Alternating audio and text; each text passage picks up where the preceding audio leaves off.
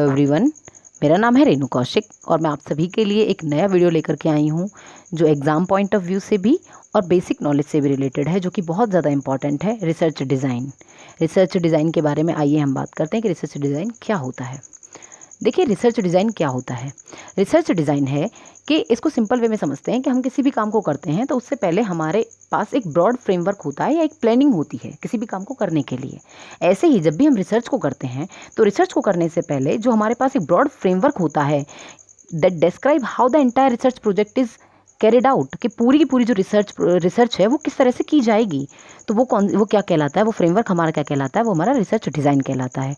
Basically research design आपका 3 तरीके का होता है: एक्सप्लोरेटरी, डिस्क्रिप्टिव एंड एक्सप्लेनेटरी।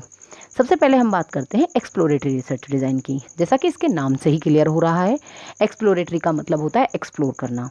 क्या होती है एक्सप्लोरेटरी रिसर्च डिज़ाइन? वो रिसर्च डिज़ाइन जो हेल्प करता है, जिसका मेन गोल होता है फॉर्मुलेट करना किसी प्रॉब्लम को, क्लैरिफाई करना कंसेप्ट्स को एंड हाइपोथेसिस बनाना। देखिए, ये तो हो गई इसकी एक तरीके से टेक्निकल लैंग्वेज, लेकिन इसको सिंपल वे में समझते हैं कि एक्सप्लोरेटरी रिसर्च क्या है।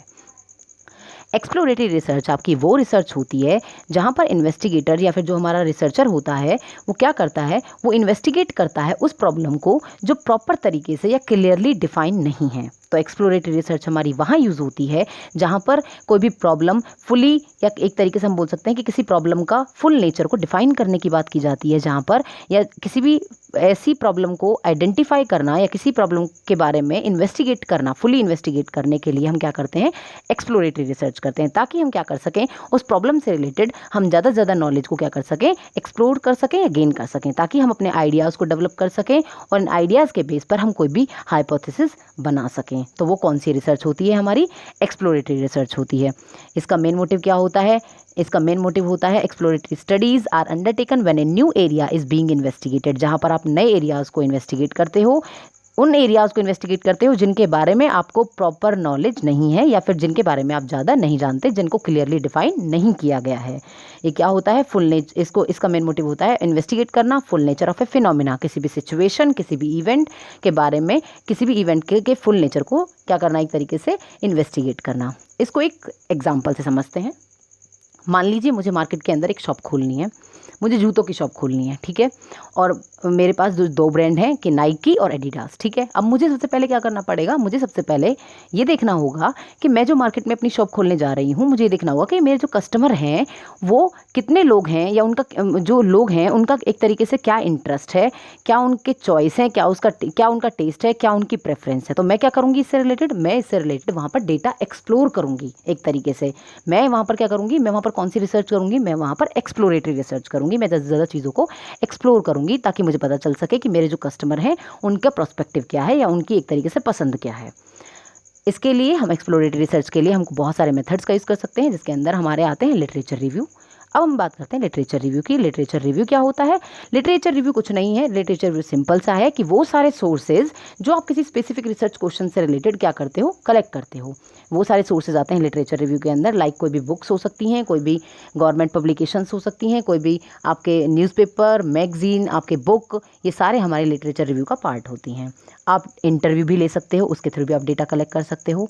आप फोकस ग्रुप के थ्रू भी डेटा को कलेक्ट कर सकते हो। फोकस ग्रुप क्या होता है? फोकस ग्रुप होता है कि ग्रुप ऑफ पीपल है जो क्या करता है, एक तरीके से एक्सप्रेस करता है अपनी नॉलेज को, जिसके थ्रू आप उनसे डेटा कलेक्ट करते हो। आप पायलट स्टडी कर सकते हो, आप कोई भी ट्रायल कर सकते हो। किसी भी चीज़ को एक्चुअली करने से पहले पायलट स्टडी होती है ट्रायल करना एक तरीके से। तो आप ट्रायल के थ्रू भी आप पता लगा सकते हो कि आपके जो कस्टमर्स हैं उनके क्या क्या पसंद है, क्या उनको जो एक तरीके से क्या उनकी चॉइसेस हैं। आप सर्वे कर सकते हो, मतलब कि आप क्वेश्चनर के थ्रू रिस्पॉन्डेंट से आंसर ले सकते हो। तो ये क्या हो गए, आपके मेथड हो गए एक्सप्लोरेटरी डिज़ाइन के। अब हम बात करते हैं डिस्क्रिप्टिव रिसर्च की। देखिए, मैं अपनी पहली वाली वीडियो में डिस्क्रिप्टिव रिसर्च को पूरी तरह से बता चुकी हूँ। यहाँ पर भी मैं आपको एक बार बताने की कोशिश करती हूँ, क्योंकि ये भी रिसर्च डिज़ाइन का पार्ट होती है। डिस्क्रिप्टिव रिसर्च क्या होती है? ये आपकी क्वांटिटेटिव और क्वालिटेटिव दोनों एस्पेक्ट की बात करता है। ये डिस्क्राइब करती है किसी प्रॉब्लम को या उसके सॉल्यूशन को। इसका मेन मोटिव सिर्फ और सिर्फ डिफाइन करना होता है किसी भी चीज़ को, या डिस्क्राइब करना होता है।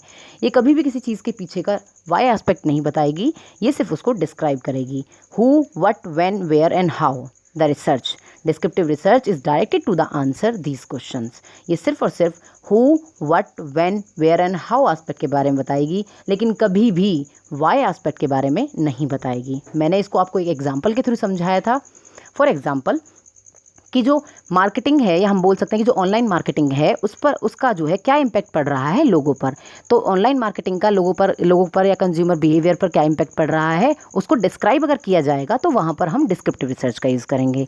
अब डिस्क्रिप्टिव रिसर्च डिज़ाइन के अंदर बहुत सारे मेथड्स आते हैं, उनमें से कौन से हैं हमारे, केस स्टडी हो सकता है, आप नेचुरलिस्टिक ऑब्जर्वेशंस हो सकती हैं, आपकी सर्वे हो सकती है। मैंने यहाँ पर आपको 2 रिसर्च डिज़ाइन और 2 टाइप और बताए थे डिस्क्रिप्टिव के, क्रॉस सेक्शनल और लॉन्गिट्यूडनल। जब डेटा को आप एक टाइम के अंदर कलेक्ट करोगे तो वहाँ पर आपका क्रॉस सेक्शन आएगा, जब डेटा को एक से ज़्यादा टाइम के अंदर कलेक्ट करोगे तो वहाँ पर लॉन्गिट्यूडनल रिसर्च डिज़ाइन आएगा। अब हम बात करते हैं एक्सप्लेनेटरी रिसर्च की। देखिए एक्सप्लेनेटरी रिसर्च डिज़ाइन क्या है। अब तक हमने बात करी थी डेटा को एक्सप्लोर करना, उसको डिस्क्राइब करना, उसके व्हाट एस्पेक्ट के बारे में बताना। अब आती है एक्सप्लेनेटरी रिसर्च डिज़ाइन। जब भी हम किसी भी चीज़ के या हम किसी भी एस्पेक्ट के या किसी भी फिनोमिनन के वाई एस्पेक्ट के बारे में बात करेंगे तो वहाँ पर हमारी एक्सप्लेनेटरी रिसर्च डिज़ाइन जो है वो यूज़ किया जाता है।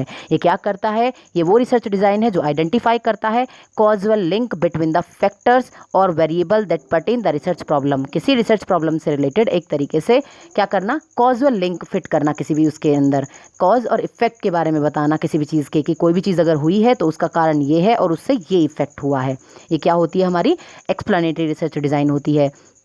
एक्सप्लेनेटरी रिसर्च डिज़ाइन आपके वाई एस्पेक्ट के बारे में बताती है और वाई एस्पेक्ट के बारे में बताने वाली रिसर्च को हम एनालिटिकल रिसर्च भी कहते हैं। एक्सप्लेनेटरी रिसर्च डिज़ाइन वो होती है जो फोकस करती है किसी भी चीज़ को डिटेल मैनर में एक्सप्लेन करने के लिए। फॉर एग्जांपल मैंने आपको बताया डिस्क्रिप्टिव रिसर्च के अंदर कि अगर मैं बात करती हूँ कि ऑनलाइन मार्केटिंग का कंज्यूमर बिहेवियर पर क्या इफेक्ट पड़ रहा है तो ये हो गया आपका डिस्क्रिप्टिव रिसर्च, लेकिन उसके पीछे वो इफेक्ट किस वजह से पड़ रहे हैं अगर ये बताया जाए तो वहाँ पर हम एक्सप्लेनेटरी रिसर्च का यूज़ करेंगे कि वो जो वाई एस्पेक्ट है वो कुछ भी हो सकता है। कस्टमर की परसेप्शन हो सकता है, उनकी चॉइस हो सकती है, उनके थॉट्स हो सकते हैं, उनकी फीलिंग्स हो सकती हैं। वो एक तरीके से हम बात कर सकते हैं कि उनका वो कोई भी कुछ भी हो सकता है जिसके पीछे उनका हम बिहेवियर पता लगाएंगे कि इसके पीछे कॉज और इफेक्ट क्या थे। हम कारण का पता लगाएंगे कि किस वजह से उनके बिहेवियर में जो है चेंजेस आए हैं ऑनलाइन मार्केटिंग के थ्रू। तो उसके बाद हम बात करते हैं कि मेथड कौन कौन से हैं एक्सप्लेनेटरी रिसर्च डिज़ाइन के। हम लिटरेचर रिसर्च के थ्रू या लिटरेचर रिव्यू के थ्रू हम डेटा कलेक्ट कर सकते हैं, हम इन डेप्थ स्टडी भी कर सकते हैं, हम फोकस ग्रुप रिसर्च का भी यूज़ कर सकते हैं और हम केस स्टडी का भी यूज़ कर सकते हैं। देखिए कंक्लूजन में अगर मैं बात करती हूँ कि in this way the purpose of this research design का मेन पर्पस क्या होता है, इसका मेन पर्पस होता है to maximise valid answer to a research question. देखिए अगर आप किसी एक फ्रेमवर्क को तैयार करते हो तो आपका मेन मोटिव क्या होता है कि आप किसी एक वैलिड आंसर के ऊपर जाएं, कि आपका ये मानना होता है कि हम लास्ट में अगर किसी चीज़ को हम कर रहे हैं तो हमारा ये हो कि हम जो प्लान बनाकर चल रहे हैं वो प्लान हमारा सक्सेसफुल हो। ऐसे ही रिसर्च डिज़ाइन के अंदर जो फ्रेमवर्क हमने तैयार किया है, जो ब्रॉड पर्सपेक्टिव हमने तैयार किया है, उसके थ्रू हमें वैलिड आंसर मिल सके हमारे रिसर्च क्वेश्चंस के, जो हमने रिसर्च क्वेश्चन प्रिपेयर करे थे।